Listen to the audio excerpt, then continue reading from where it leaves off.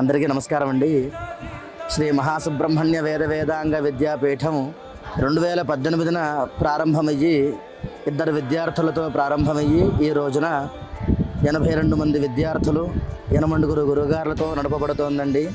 మన వేద పాఠశాలలో ఋగ్వేదము, కృష్ణయజుర్వేదము, సంస్కృతము అభ్యసించడం జరుగుతోంది. ఆకేళ్ళ హరిశంకర్ గారిని ఆయన నిర్వహణ చేస్తున్నారు.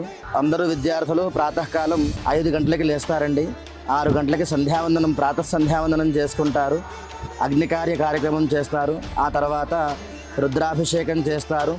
లోక కళ్యాణార్థమై రుద్రాభిషేకం చేస్తారు. రుద్రాభిషేకం జరిగిన తర్వాత విద్యార్థులందరూ బ్రేక్ఫాస్ట్ చేస్తారండి. ఆ తర్వాత బ్రేక్ఫాస్ట్లో విద్యార్థులకు ప్రతిరోజు ఒకరోజు ఉప్మా, ఒకరోజు అటుకులు పులిహోర, ఇలా వివిధ రకాల టిఫిన్లు ఏర్పాట్లు ఉంటాయండి. ఆ తర్వాత గురు ప్రార్థన చేస్తారు.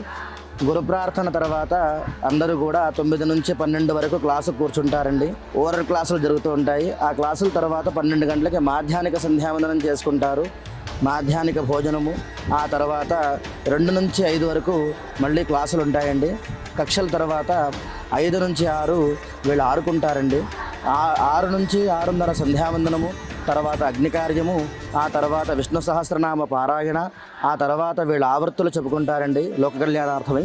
ఆ తర్వాత 8 గంటలకి భోజనం చేస్తారు. 8:30 నుంచి 9:30 వరకు వీళ్ళకి హోంవర్క్ ఉంటుందండి. ఆ హోంవర్క్ అయిన తర్వాత వీళ్ళు పడుకుని పోతారండి. ఇది రోజువారీ దినచర్య వీళ్ళది. ఇక్కడ గోశాల ఉంది. గోశాలలో 6 ఆవులు, 7 దూడలు ఉన్నాయండి. ఆ ఆవుకు సంబంధించిన పాలతోనే విద్యార్థులకి పెరుగు, మజ్జిగ, నెయ్యి ఏర్పాట్లు ఉంటాయండి. ఈ 8 ఏళ్ల నుంచి నిర్విఘ్నంగా వేద పాఠశాల నిర్వహణ జరుగుతోంది.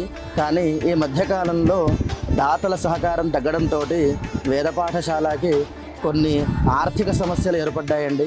కావున దాతలు, ఆసక్తి ఉన్న భక్తులు, వేదం పట్ల ఆసక్తి ఉన్న ఆస్తికులు అందరూ కూడా సహకరించవలసినదిగా ప్రార్థిస్తున్నామండి. వేద పాఠశాల అకౌంట్ నంబర్ పెట్టడం జరుగుతోంది.